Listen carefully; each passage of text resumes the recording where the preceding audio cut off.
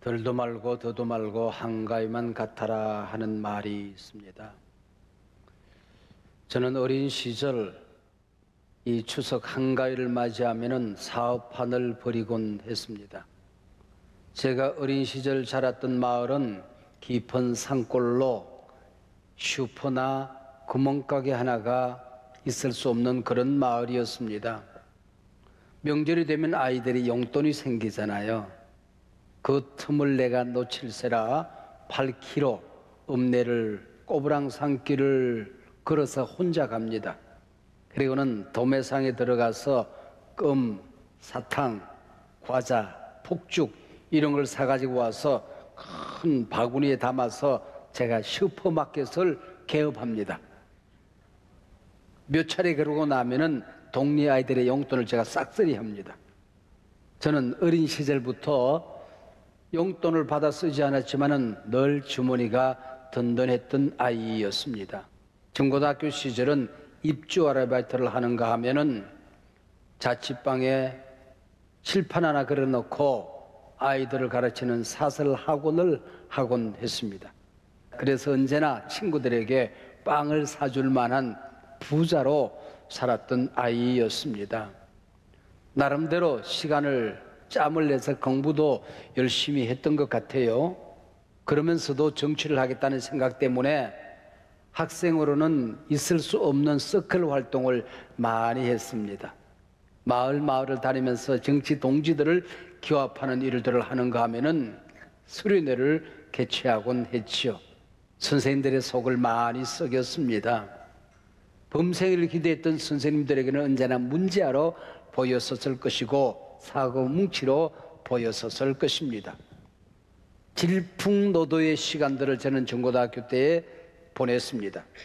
방황과 우여곡절 끝에 내가 평생 걸어가야 할 길을 목사의 길로 선택하고 신학교 가겠다 그랬더니 내 어머니는 안도의 한숨을 쉬고 그렇게 좋아하셨습니다.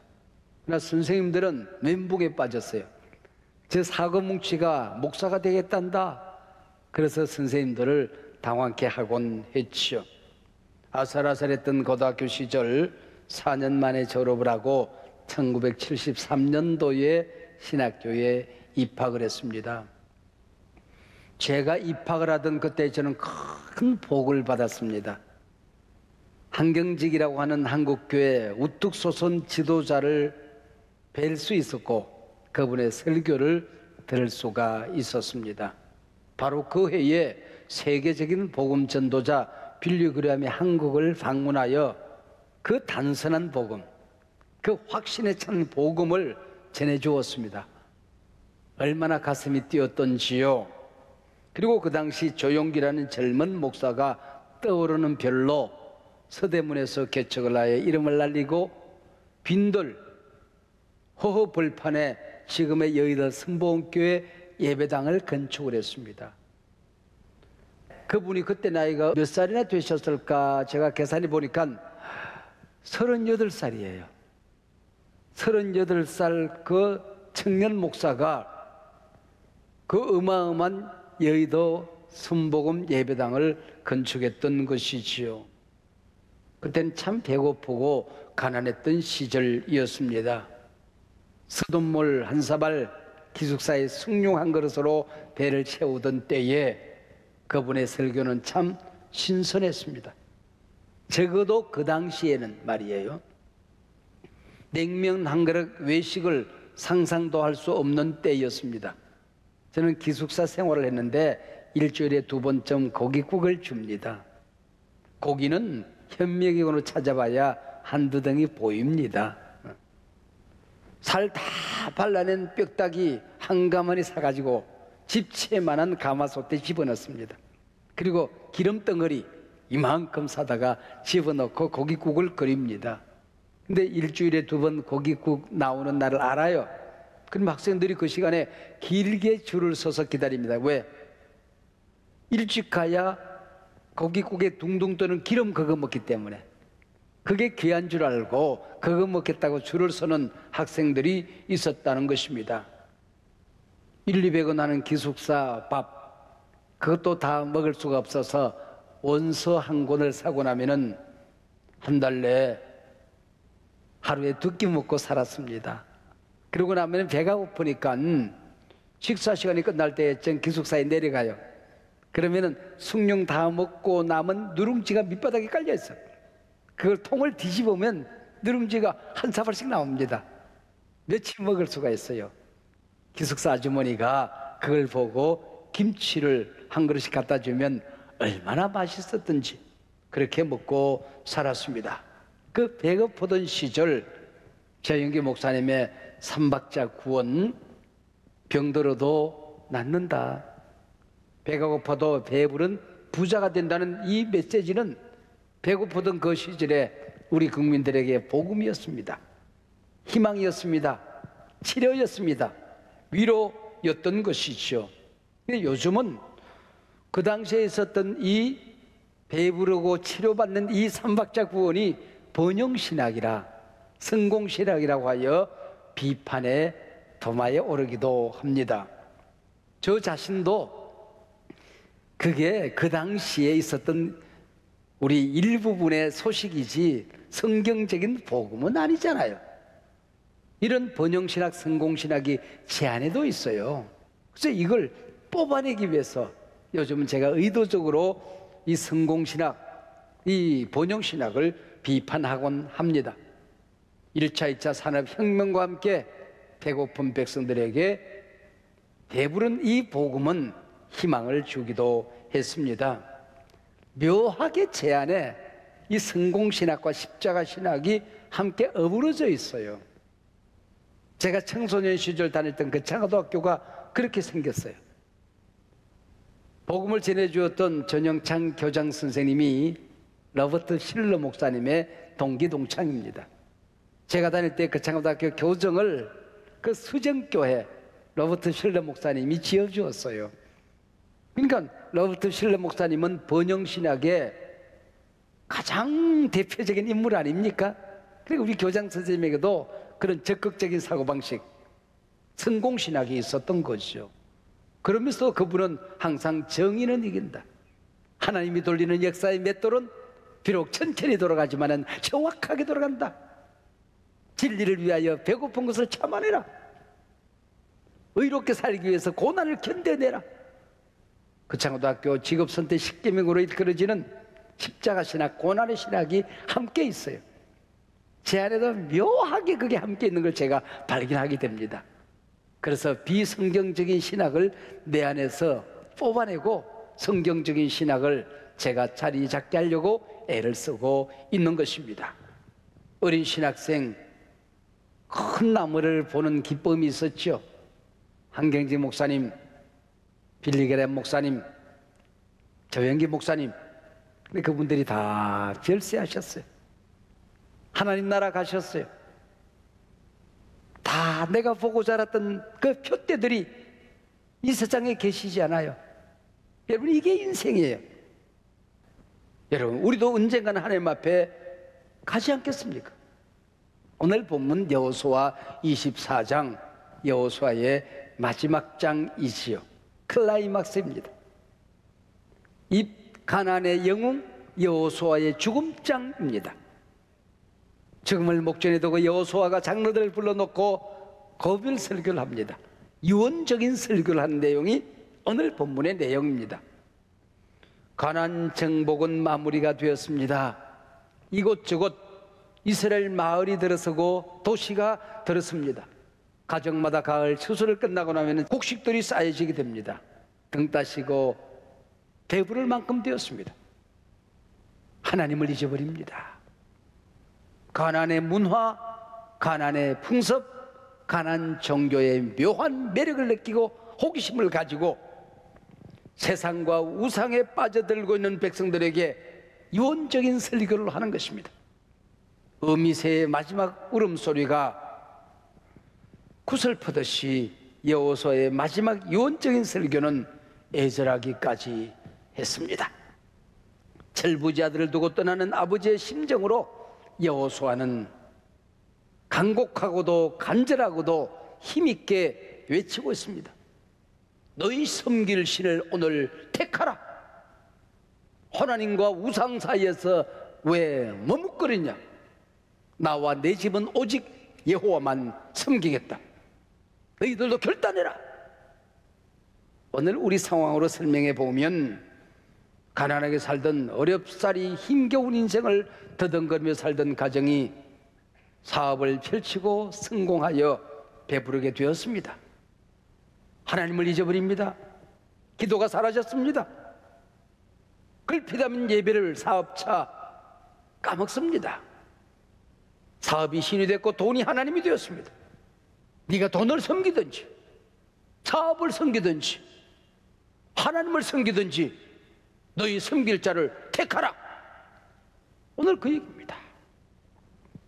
한소망 교회가 개척을 하고 4번 5번 이사를 할 때마다 단돈 몇백만 원이 없어서, 단돈 1000만 원을 구할 데가 없어서 친구들을 찾아다니기도 하고 은행 지점장 앞에 고개를 숙이고 굽실거리기도 했습니다. 교인들은 눈물로 기도했고 힘겨운 굽이굽이 태산줄령을 넘어 이만큼 교회가 자리를 잡았습니다. 이때가 위기인 겁니다. 많은 교인들이 능곡 지하실 예배당 시절을 떠올립니다. 그때가 좋았다고 얘기를 해요.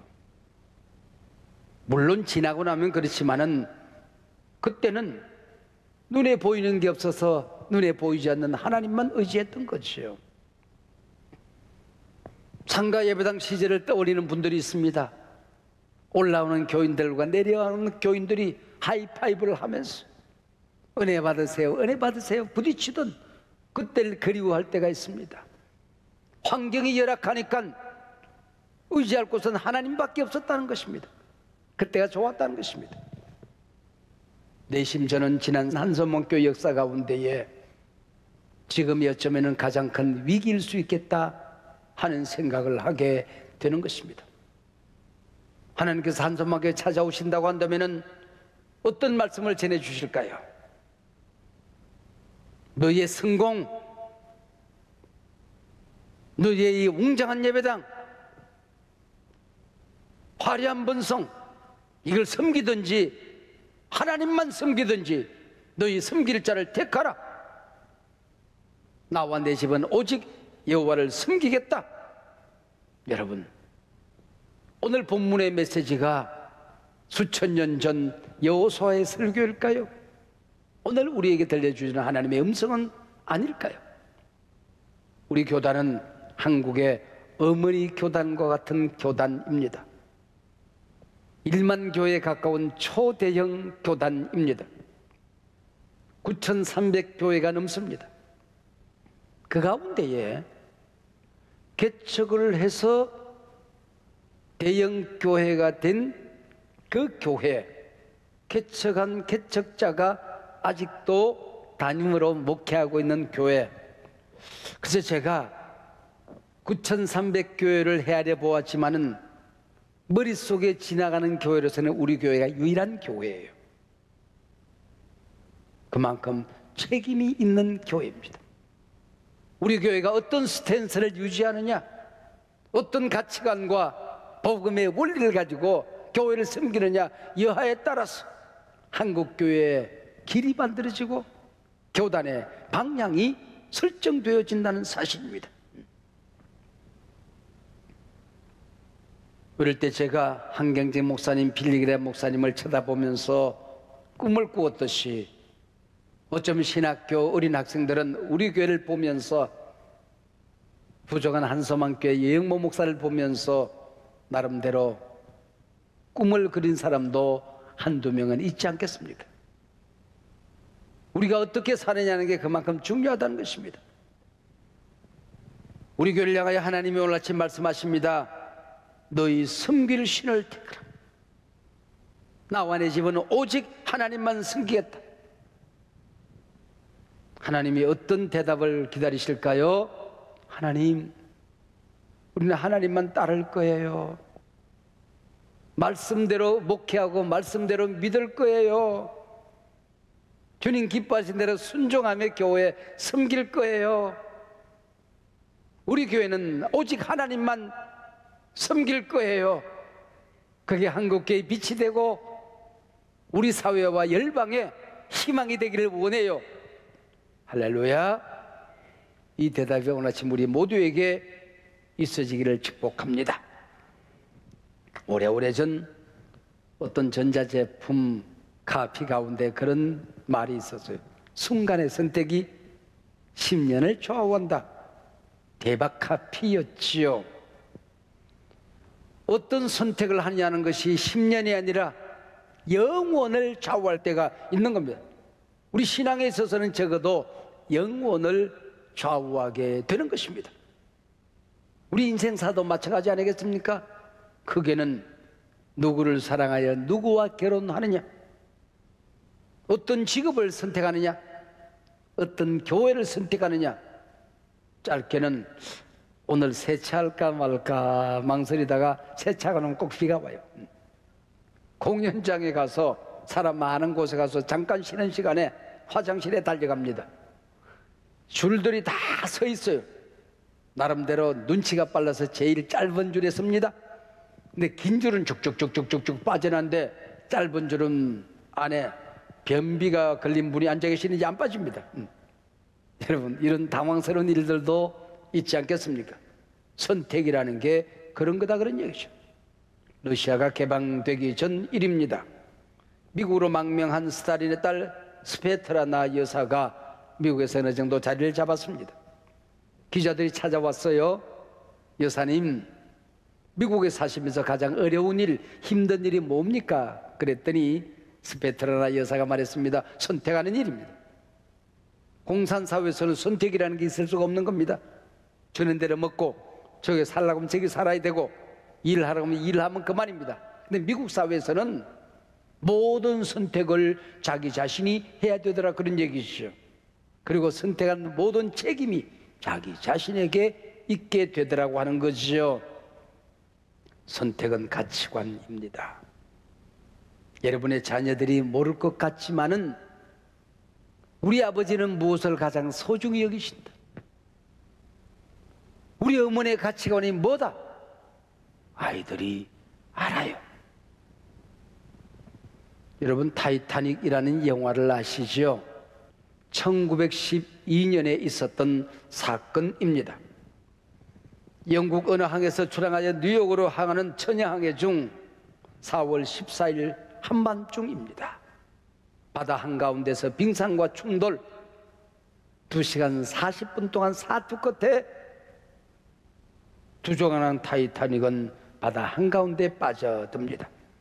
이 배 안에 있었던 유명인사들이 2200명, 700명 정도가 구출되어지고 1500명이 두조각난 이 배와 함께 물속에 빠져들었던 사상 최대의 해난 사고로 기록되어져 있습니다. 한 사람이라도 더 구해보겠다고 온갖 몸부림을 아끼지 않은 선원들, 콧구멍에 물이 넘칠 때까지 마지막 배에 키를 붙들고 침몰하는 선장, 특별히 사랑하는 여인을 살리기 위해서 마지막 추억을 남기고 자신은 죽어가며 사랑하는 사람을 살려내는 이 주인공의 이야기, 여러분 사실은 모두 각색된 얘기이지요. 특별히 사랑하는 여인을 살리기 위해서 자신의 목숨을 내어놓는 주인공의 이야기는 100% 각색된 얘기입니다. 오늘 여성 성도님들에게 제가 비밀 하나 가르쳐 드릴게요. 이런 남자 세상에 없습니다. 네. 그래서 우리는 감동을 받는 거예요. 네. 근데 이 영화에서 실제로 각색되지 않았던 실제 인물은 한 사람입니다. 웰리스라는 악단장입니다. 사계의 군의자들이, 유명인사들이 탔다는 얘기를 듣고 악단장으로 지원을 합니다. 어쩌면 복음을 전할 수 있는 기회가 있을 수도 있겠다 판단했던 것이죠. 배가 두동강에 나서 갑판위의 마지막 단원들과 함께 연주를 합니다. 그리고 은근은근 기어서 갑판으로 올라오는 사람들에게 복음을 전하기 시작하는 것입니다. 여러분, 지금 이 시간에 우리가 붙들어야 될 것은 마지막 판자 조각 하나가 아니라 하나님입니다. 어떤 선택을 해야 될 것인가, 이 시간에 우리는 결단을 해야 할 시간입니다. 하나님을 선택하시기를 바랍니다. 예수를 영접하시기를 바랍니다. 그리고 복음을 전했을 때 많은 사람들이 주일학교 다닐 때 그 복음을 떠올립니다. 그리고 내 주를 가까이 하게 하면 십자가 진 같은 고생이나 내 일생 소원은 우리 이 찬송을 부르면서 마지막 이 배가 점점 가라앉지 않습니까? 사랑하는 여러분, 내가 보고 우러러보았던 그분들이 다 이 세상을 떠나듯이 우리도 언젠가는 떠나지 않겠습니까? 오늘 이 시간이, 오늘 이 명절이, 오늘 밤이 여러분 인생의 마지막 시간이라고 한다면 여러분이 해야 할 말은 뭘까요? 여러분의 가정이 하나님 앞에 고백해야 될 그 거룩한 고백이 무엇일까요? 그 대답을 하라는 것입니다. 돈을 선택하시겠습니까? 명예를 선택하시겠습니까? 권세 이름을 선택하시겠습니까? 우리가 선택할 가치는 하나밖에 없는 것 아니겠습니까? 마지막에 남는 것, 천국이냐 지옥이냐, 하나님이냐 세상이냐, 우리가 선택해야 되지 않겠습니까? 이런 상황 속에서 여호수아는 고별 설교에서 외칩니다. 그러므로 이제는 여호와를 경외하며 온전함과 진실함으로 그를 섬기라. 너희 조상들이 강 저쪽과 애굽에서 섬기던 신들을 치워버리고 여호와만 섬기라. 여러분, 이게 우상은 여호수아 당시에만 있었던 게 아닙니다. 오늘 우리 곁에도 있는 것입니다. 우상은 원시인들에게만 있는 것 아닙니다. 제4차 산업혁명 시대, 디지털 르네상스 시대, 과학 만능 시대도 우상은 있는 것입니다. 우상은 우리가 예수 믿기 전에만 있었던 것은 아닙니다. 예수를 잘 믿는 지금 이 순간에도 우상이 내 곁에 있는 겁니다. 워런 위어스비는 현대인들에게 우상 두 가지가 있다 그랬습니다. 너희 삶을 통하여 내 주변에서 이루어진 그 많은 일들이 너 때문에 일어난 줄로 알면, 네가 잘나서 그렇게 된 줄로 알면, 내 공로로 그렇게 된 줄로 알면 나라는 우상에 이미 나는 빠지는 것이다 그랬습니다. 두 번째는 하나님이 내게 복을 주었어요. 넉넉한 환경을 주었어요. 이룰 만큼 이룬 자리에 앉혀놓았어요. 그때에 은혜 주신 하나님은 보이지 않고 세상 환경만 보일 때에, 하나님의 선물만 보일 때에 그것이 우상이다 그렇게 이름을 했어요. 부석한 종이 숨기는 목회 데이터 연구소에서 코로나19 이후에 발표된 모든 데이터들을 집어넣고 빅데이터를 굴렸어요. 그랬더니 현재 지금 이 시점에서, 그리고 앞으로 오늘을 살아가는 현대인들이 무엇을 가장 소중히 여기는가, 이걸 트렌드라고 그러거든요. 이 트렌드를 알아야 사업도 가능하고 목회도 가능해요. 여러분, 오늘 우리가 살고 있는 이 시대의 트렌드가 뭘까요? 한 단어입니다. 에고, 나가 현대인들의 트렌드라는 거예요.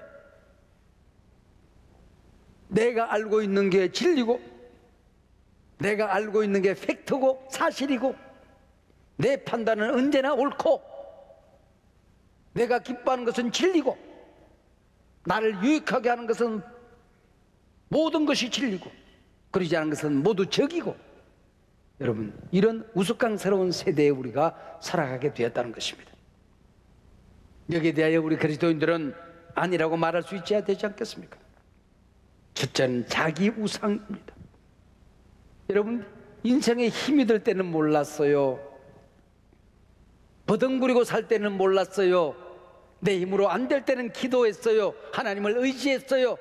어느 순간 이룰 만큼 이루고 난 다음에는